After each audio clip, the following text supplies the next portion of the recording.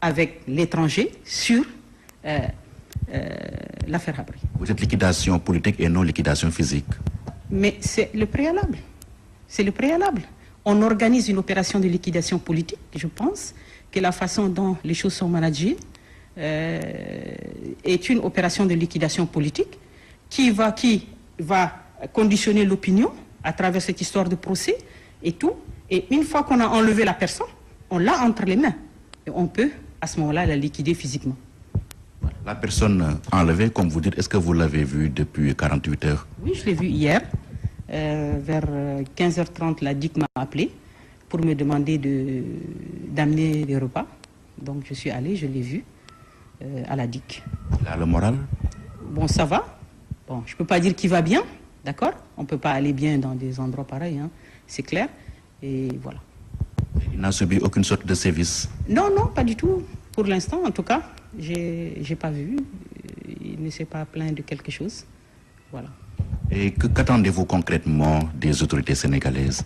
Moi, je n'attends rien. Je pense que je n'attends rien. On est entre les mains d'un État qui fait de nous ce qu'il veut. D'accord? Et c'est le cas depuis 13 ans. On nous harcèle, un harcèlement judiciaire, aujourd'hui physique, puisqu'il y a eu une opération d'enlèvement. Et voilà. Donc, les gens ont monté cette affaire. Ils en tirent profit. Ils y vont. Nous, on sait c'est quoi un État. Et on sait c'est quoi un État. On sait quels sont ses moyens de coercition. Et nous sommes là, on subit ce qu'il fait. Voilà. On ne peut pas... Aujourd'hui, quel est notre statut? Quel est notre statut? J'aimerais le savoir. Donc, Hissène Habré, réfugié politique, où sont ses droits non respectés? Moi, je suis venue au Sénégal avec mes enfants. Lui, il est venu au départ et nous, nous sommes arrivés après. Je pense qu'on n'est pas des clandestins dans ce pays. Moi, je suis arrivée avec mes enfants à bord de la pointe de Sangomar, c'est-à-dire l'avion présidentiel sénégalais. C'est pas important, ça? Alors, donc, les gens, on est conscient que quand vous êtes un homme politique et avec une histoire aussi grave et tourmentée que l'histoire du Tchad, et que la personne et le profil de Hissène Habré, on est conscient que des enjeux importants ont été remis en cause par son engagement personnel, à la fois par rapport à la France, à la fois par rapport à la Libye. Et donc, quand on est arrivé ici, on n'est pas quand même d'une naïveté extraordinaire pour savoir que les gens que vous avez dérangés vont pas vous poursuivre. D'accord? Et donc, mais toujours est-il que quand l'État sénégalais a un peu faibli au moment de l'introduction de la plainte, d'accord, ils ont validé une plainte qui n'était pas valable et le président, malgré ça, s'est rendu à la justice. Ça veut dire quoi, l'affaire Habré? Même si nous, à notre niveau, on sait que c'est une grosse opération de règlement de compte, mais qui a été maquillée et présentée à l'opinion comme étant une affaire de lutte contre l'impunité, etc., etc. Règlement de compte entre vous et qui? Non, règlement de compte des gens qui nous ont fait partir de ce pays, d'abord. D'accord? Vous savez, Nelson Mandela, encore lui, il disait quelque chose de très important. Il disait que nous, Africains, nous oublions, nous avons la mémoire courte, mais que les Blancs, eux, n'oublient jamais. Et c'est une grande vérité. Donc, ça veut dire quoi? Ça veut dire que nous sommes, quand nous sommes arrivés ici, on n'est pas d'une naïveté extrême pour croire que, ça y est, les gens là vont nous laisser tranquilles. Non, même si c'est eux qui nous ont fait partir, même si ce pays-là, ils l'ont aujourd'hui en coupe réglée, et malgré ses potentialités extraordinaires, malgré le pétrole, malgré ceci, malgré cela, aujourd'hui, il est toujours, toutes les institutions financières le mettent toujours au banc des autres. La lésion, elle est claire, c'est Idriss Déby. Hein. Mais voilà, donc ça veut dire qu'on a fait peut-être partir Hissène Habré, mais on ne nous a pas démontré qu'on pouvait faire mieux que tout ce qu'il a fait pour son pays. Et donc, je dis que quand les gens, vous avez des ennemis qui arrivent masqués, d'accord? On les a affrontés. Parce que qu'est-ce qu'ils ont dit? Ils ont dit, on choisit la voie de la justice. Nous réclamons la justice. Ils ne sont pas venus avec des chars ou de la guerre, n'est-ce pas? Quand vous avez des ennemis, il y a deux voies. Donc on dit, bon voilà, c'est la guerre. On la connaît, la guerre. Tout le monde prend ses armes et on se bat. Celui qui a gagné, c'est celui qui a gagné, n'est-ce pas? Mais les lois de la guerre, on les connaît. Mais maintenant, les gens ont dit non, on arrive avec la justice. Nous, on veut justice. OK. Mais la justice, la vie en société, c'est réglementé. La justice a ses règles. Donc nous, on a dit, OK, ils ont choisi la justice. Même si on sait ce qui se passe en bas, on a accepté les règles de la justice. Mais seulement, qu'est-ce qui se passe? Ils perdent, ils refusent. Première décision, ils refusent. Deuxième décision, ils refusent. Troisième décision, on va chercher l'Union africaine. L'Union africaine, encore la Cour de la CEDEAO les condamne. Quatrième décision, on crée les chambres africaines. Ça veut dire quoi? Ça veut dire que voilà des gens qui disent que nous sommes démocrates. Nous sommes régis par des principes démocratiques. Nous allons entamer une action judiciaire. Mais d'emblée, on refuse si on perd. Et éternellement, on magouille avec une élite politique pour s'accorder éternellement des chances et des chances et des chances. C'est pour ça que l'affaire Habré, ça fait 13 ans. Ce n'est pas une affaire de justice. C'est une traque. C'est une traque politique. Vous savez, quand vous traquez quelqu'un, et vous savez, Reed Brody, d'une manière consciente ou inconsciente, l'a bien révélé parce qu'il a dit, il a fait un film, il a dit, je suis un chasseur de dictateurs. On chasse les animaux, on ne chasse pas les hommes. Et ça, c'est quelqu'un qui dit qu'il est imbibé de principes de droits humains. D'accord? Il a dit qu'il est un chasseur, le chasseur des dictateurs. Dans la forêt, dans les brousses, on chasse les animaux. Comment on les chasse? On court derrière eux. On tire avec des flèches. On tire avec un fusil. C'est ça. Mais tant que tu n'as pas attrapé l'animal, tant que tu ne l'as pas tué, tu n'arrêtes pas. C'est ça l'affaire Habré. C'est une traque sur 13 ans où tous les principes... On a dit justice, OK. La justice leur donne raison, c'est pas fini. C'est éternellement parce qu'ils ont un État, l'État du Sénégal, qui les aide dans ça. D'accord? Ils les aident, ils magouillent, patati, patata, Union africaine, Chambre africaine. On prend l'argent d'Idriss Déby. Franchement, c'est en cela que vraiment, il y a une chose extraordinaire qui se passe aujourd'hui au Sénégal. Et j'aimerais vraiment que les gens réfléchissent 2 secondes. Et je ne peux pas comprendre qu'un pays comme un grand pays comme le Sénégal, avec tout ce qu'il a comme élite, comme corps constitué, comme organe, comme faiseur d'opinion, on puisse accepter une seconde l'idée qu'on prend l'argent d'Idriss Déby pour assurer un procès à Hissène Habré. Comment voulez-vous que votre ennemi puisse juger, vous payez vos juges pour vous rendre justice? Est-ce que ça c'est possible ça? Ya Allah, même nos enfants ne peuvent pas accepter ça. C'est le Sénégal qui avait lancé un appel à financement. Mais non, mais d'accord. Le Sénégal peut lancer un appel à financement, mais le Sénégal connaît l'histoire. Le Sénégal connaît l'histoire. Regardez ce qui s'est passé. C'est parce que les gens ne peuvent pas regarder un peu c'est quoi ces histoires de chambres africaines. Vous savez, les juges sénégalais, le juge belge précédemment est allé au Tchad, il a tourné en rond, il est revenu en même pas 8 jours. Il a inculpé le président Habré. Vous savez la magistrature belge. C'est quoi la magistrature belge? Si vous prenez les statistiques de la Cour européenne des droits de l'homme, s'il y a une magistrature qui est condamnée pour des faits de subjectivité, ce sont les magistrats belges. Ce sont les plus grands condamnés.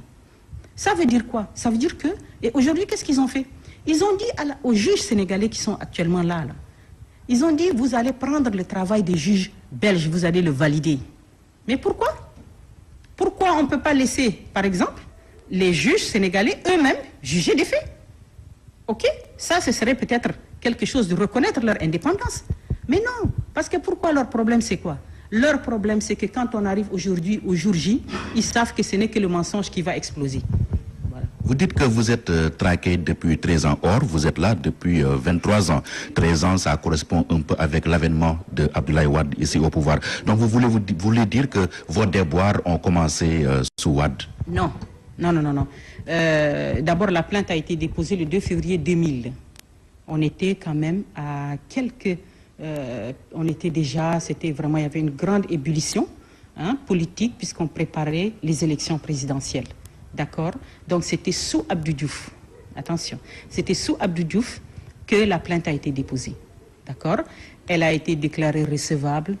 Elle a été accélérée à 100 à l'heure.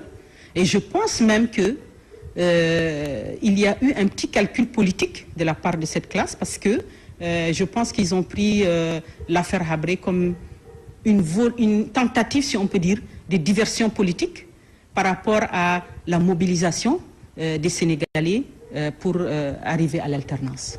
Ça a été une tentative. Elle a échoué. Okay? Elle a échoué puisque l'alternance a eu lieu. Donc Wade est arrivé.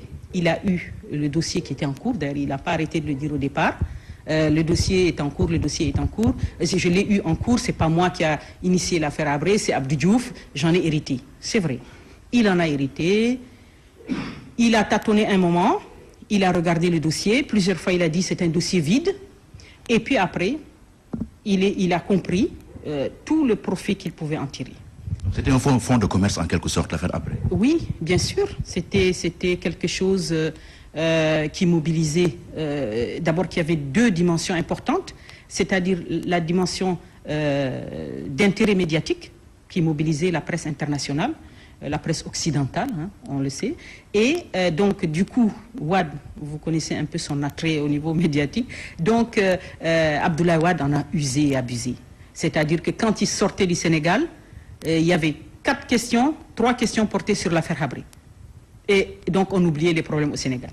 Mais c'est extraordinaire. Qui n'allait pas en profiter? Donc il a usé, abusé, et puis après il a entretenu des relations avec Idriss Déby.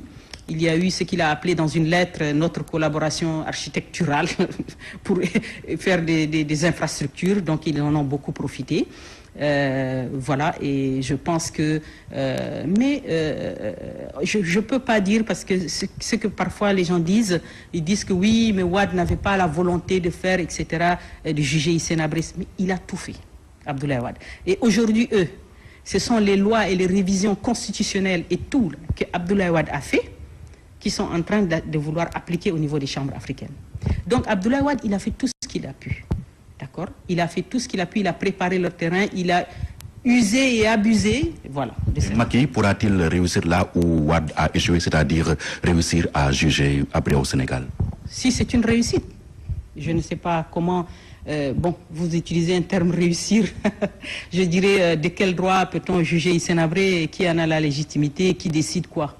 Donc s'il faut exécuter des contrats qui ont été donnés par les Français ou par, comment on appelle ça, les magouilles politiques avec Idriss Déby, j'ai dit que non. Bon, d'abord, il peut faire ce qu'il veut, puisqu'il est un État fort, puissant, ayant des moyens de coercition, comme je l'ai dit. Et l'histoire retiendra, d'abord, ce rendez-vous historique avec la Teranga. La Teranga sénégalaise, aujourd'hui, elle est entachée quelque part. Et je crois que si, quelque part, les gens ont beaucoup hésité, ont été choqués par l'affaire Habré, c'est que les gens, le peuple sénégalais ne se reconnaît pas dans une attitude qui dit « Vous accueillez un chef d'État chez vous, il habite avec vous pendant 23 ans. Ce chef d'État n'a jamais mis en cause des intérêts du Sénégal, n'a jamais eu de problème avec le Sénégal, et il faut aller courir l'attraper et le juger, le mettre en prison, le faire du mal. Ça, c'est pas sénégalais. Nous, on vit depuis 23 ans dans ce pays et les gens ne se reconnaissent pas dans ça. Les Sénégalais, ils aiment aussi la justice. Oui, mais qui a refusé la justice? Il y a eu cette décision de justice dans l'affaire Habré. C'est ça le fond du problème. Vous savez, au-delà de tout ça, je crois que ce qu'il faut que les gens comprennent bien, simplement, c'est que les gens, ça c'est un maquillage, d'accord? Moi, je demeure convaincu d'une chose, dans l'affaire Habré. Est-ce que nous, Africains, est-ce que quand on est un chef d'État africain, ancien chef d'État, on est africain seulement? Est-ce qu'on a droit au droit? Est-ce qu'on nous reconnaît qu'il faut que le droit aussi s'applique à vous? Vous savez, Pinochet, quand il est Pinochet, mais on l'a ni jugé, ni extradé, il est rentré chez lui. Parce que la Chambre de l'Ordre a rendu une décision et tout le monde a dit « Ok, c'est la justice, c'est ça, ça fait du mal, mais c'est comme ça, on ne peut rien, monsieur parti. » Mais quand il s'agit des chefs d'État, des Africains, mais regardez, partout. Vous savez, Pinochet, quand il est Pinochet, mais on l'a ni jugé, ni extradé, il est rentré chez lui. Parce que la Chambre de l'Ordre a rendu une décision et tout le monde a dit « Ok, c'est la justice, c'est ça, ça fait du mal, mais c'est comme ça, on ne peut rien, monsieur parti. » Mais quand il s'agit des chefs d'État, des Africains, mais regardez, partout, on est piétiné. Partout, on n'accepte pas que le droit puisse s'appliquer. Vous êtes des immigrés, on nous attache comme des bêtes dans les avions pour nous extrader, hein, pour nous expulser. Vous êtes encadrés de 5-6 policiers. Dans les commissariats de police, les immigrés sont exécutés. Chaque jour, on vit des humiliations. Vous allez prendre un visa, vous êtes humilié. Ça veut dire quoi? Ça veut dire que dans l'affaire Habré, c'est simple. Les gens refusent ils veulent la tête de Hissène Habré